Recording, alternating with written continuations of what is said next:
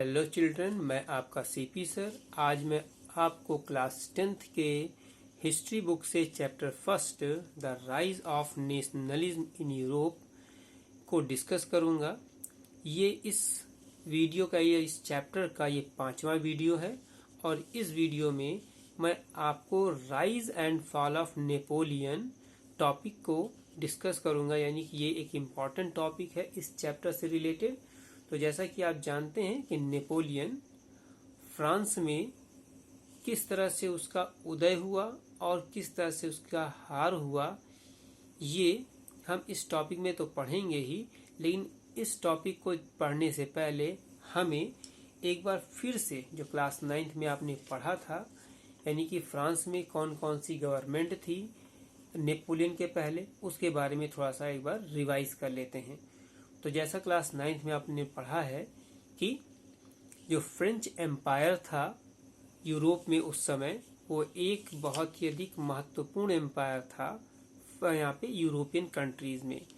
तो इस French empire पर 1774 में लुई 16 गद्दी पर बैठा, यानी कि ये एंथ्रोन्ड हुआ। उसने क्या लिया, शासन, या उसका रूलर बन गया। शासन संभाला इसने और रूलर उसका बन गया।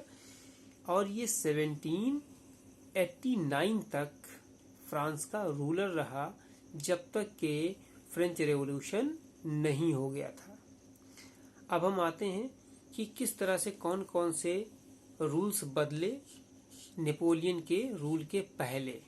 तो सबसे पहले वही 1774 में लुई 16 इसका रूलर बना था फ्रांस का, और ये बॉर्बन फैमिली से बिलोंग करता था। और ये 1789 तक फ्रांस का रूलर रहा था। इसके बाद में जब लुई 16 फ्रेंच रेवोल्यूशन के बाद में जब इसको हटा दिया गया 1789 में, तो उसी वर्ष जो स्टेट जनरल की इलेक्शन हुआ, तो उस इलेक्शन के बाद में जो नई गवर्नमेंट बनी, जो नई कॉन्स्टिट्यूशनल गवर्नमेंट बनी, उसको नेशनल असेंबली के नाम से जाना गया। यानी कि जो नई सरकार थी लुई 16 के बाद, वो नेशनल असेंबली थी, और ये नेशनल असेंबली फिर रूल करना शुरू कर देती है फ्रांस में। इसके बाद फिर जब ये नेशनल असेंबली पूरी तरह से सक्सेसफुल नहीं होती है और बहुत सारी चीज़ें, बहुत सारी कमियां रह जाती हैं, तो फिर फ्रांस में रेन ऑफ टेरर का प्रारंभ होता है, यानी कि डर का माहौल, जिसको मैक्सिमिलियन रॉबespierre ने स्टार्ट किया था, और वो जैकोबिन्स ग्रुप का लीडर था। तो रेन ऑफ जो टेरर है वो 1793 में स्टार्ट हुआ था और 1794 में खत्म हो गया था। जुलाई 1794 में किसके, यानी कि रॉबespierre के मृत्यु के बाद में इसको गिलोटिन कर दिया गया था। इसके बाद में रेन ऑफ टेरर का एंड हो गया था। इसके बाद आता है रेन ऑफ टेरर के बाद में फिर फ्रांस में डायरेक्टरी का रूल स्टार्ट होता है। और डायरेक्टरी का रूल स्टार्ट कब होता है, यानी कि जब रेन ऑफ टेरर हट जाता है, यानी अबॉलिश हो जाता है, समाप्त होता है, तब जो पावर होती है फ्रांस की, वो एक धनी ग्रुप के हाथों में आ जाती है, वेल्दियर ग्रुप के हाथों में आ जाती है। और वो ग्रुप अब एक नया कॉन्स्टिट्यूशन स्टार्ट करती है, इंट्रोड्यूस करती है फ्रांस में। और उस नए इंस्टीट्यूशन के द्वारा 2 लेजिस्लेटिव काउंसिल बनाए जाते हैं, और वो लेजिस्लेटिव काउंसिल जो होती है वो डायरेक्टरी को चुनती है।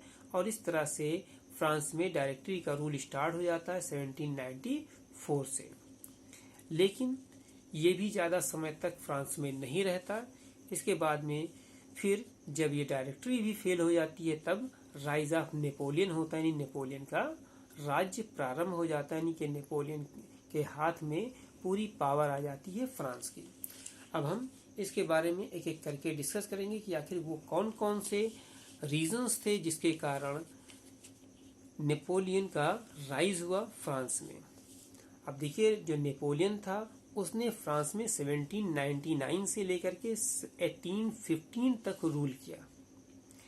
और इसके पीछे रीजंस क्या थे, तो पहला जो बताया, the fall of the Jacobins government and a new wealthier class came in power. यानी कि क्या होता है कि जब फ्रांस से जैकोबिन्स गवर्नमेंट गिर जाता है, उसका फॉल हो जाता है, तो एक वेल्दियर जो ग्रुप था, क्लास था फ्रांस में, अब उसके हाथ में फ्रांस का सारा पावर आ जाता है। और अब फ्रांस में इस नए वेल्दियर क्लास के द्वारा जो नया कॉन्स्टिट्यूशन इंट्रोड्यूस होता है आफ्टर द इलेक्शन, और जब दो नई काउंसिल बनाए जाते हैं, तो ये काउंसिल्स कुछ केवल प्रॉपर्टी वाले लोगों को, यानी कि जिनके पास प्रॉपर्टी होती है, धनी होते हैं, उन्हीं को राइट टू वोट देते हैं, और जो कॉमन पीपल होते हैं उनको कोई राइट नहीं देते, नहीं उनको वोट की राइट ही नहीं थी, यानी कि वो अपना रिप्रेजेंटेटिव या अपना नेता नहीं चुन सकते थे। तो इस प्रकार से जैकोबिन्स के फॉल के बाद, यानी जैकोबिन्स गवर्नमेंट के फॉल के बाद में जो नई वेल्दियर क्लास थी वो पावर में आ जाती है, और इसके द्वारा जो पार्शलिटी की जाती है, जिसके कारण जो कॉमन पीपल है, जो बची हुई कॉमन पीपल थी, वो बहुत परेशान होती है, और फिर वो एक नए रूलर की तलाश करना प्रारंभ कर देती है। तो एक ये भी रीजन था, यानी कि राइज ऑफ नेपोलियन का। दूसरा जो रीजन था वो है इंट्रोडक्शन ऑफ द अनसुटेबल और द पार्शियल न्यू कॉन्स्टिट्यूशन, यानी कि जो ये वेल्दियर क्लास थे, इनके द्वारा ही जो नया कॉन्स्टिट्यूशन बनाया गया वो सुटेबल नहीं था सभी लोगों के लिए, और ये पार्शियल था, क्योंकि ये सभी नागरिकों को, यानी कि all the citizens of the France, it was not giving the equal rights, यानी कि जो भी सारे फ्रांस की जनता थी उनको ये समान अधिकार नहीं देता था। इसके बाद जो तीसरा रीजन था नेपोलियन के राइज का, वो था फेल्योर ऑफ द डायरेक्टरी, यानी कि जैसे अभी पहले मैंने बताया कि जो डायरेक्टरी थी वो जैकोबिन्स गवर्नमेंट के बाद में कहाँ पे आई थी, यानी कि एग्जिस्टेंस में आई थी फ्रांस में, और इस डायरेक्टरी को 5 लोगों के, यानी कि 5 मेंबर्स के ग्रुप के द्वारा बनाया गया था, ताकि जो पावर एक आदमी के हाथ में सेंट्रलाइज ना हो जाए।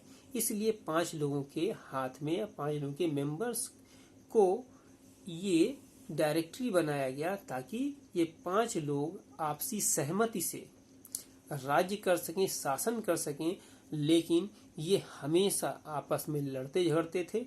इसलिए जो लेजिस्लेचर होता था वो हमेशा इनको हटाने का प्रयास करता रहता था। इस तरह से जो डायरेक्टरी थी वो भी फ्रांस में पूरी तरह से फेल हो गई, और जनता भी इस अस्थिरता से, यानी इनस्टेबिलिटी से परेशान हो चुकी थी।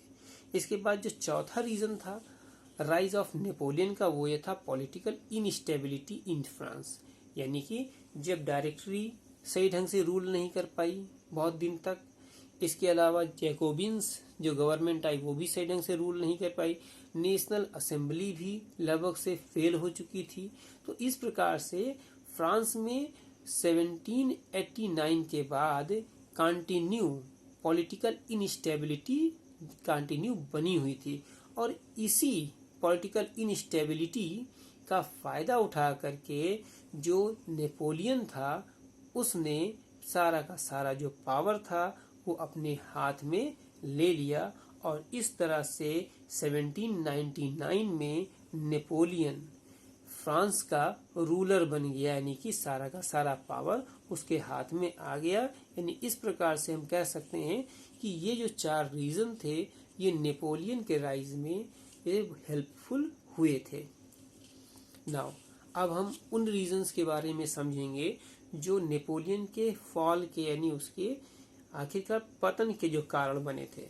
तो पहला चीज क्या था, जैसा कि आप जानते हैं कि जब नेपोलियन वहाँ का, यानी कि जब नेपोलियन ने अपने युद्ध शुरू किए थे, यानी जब नेपोलियन, ये कह सकते हैं कि जब नेपोलियन पावर में आया था तो वो अपने साथ एक स्लोगन लेकर आया था, उसने दिया था लोगों को, यानी इक्वलिटी, फ्रेटर्निटी और क्या चीज, लिबर्टी, या हम कह सकते हैं लिबर्टी, इक्वलिटी और फ्रेटर्निटी, ये उसने स्लोगन दिया था। और इस स्लोगन ने लोगों को बहुत अधिक अट्रैक्ट किया अपनी तरफ, यानी क्या, ये बहुत अट्रैक्टिव लगा लोगों को, और इस तरह से लोग इसको अपना हरविंगर समझ करके, यानी क्या कहते हैं, फ्रीडम का एक मैसेंजर समझ करके इसका हमेशा स्वागत करते जाते थे। यानी जहां भी ये जाता इसकी सेना, वहां पर उसकी अधिकतर क्या होती, अधिकतर उसकी स्वागत किया जाता, और लोग जो लोग थे वो इसके सपोर्ट में आ जाते थे।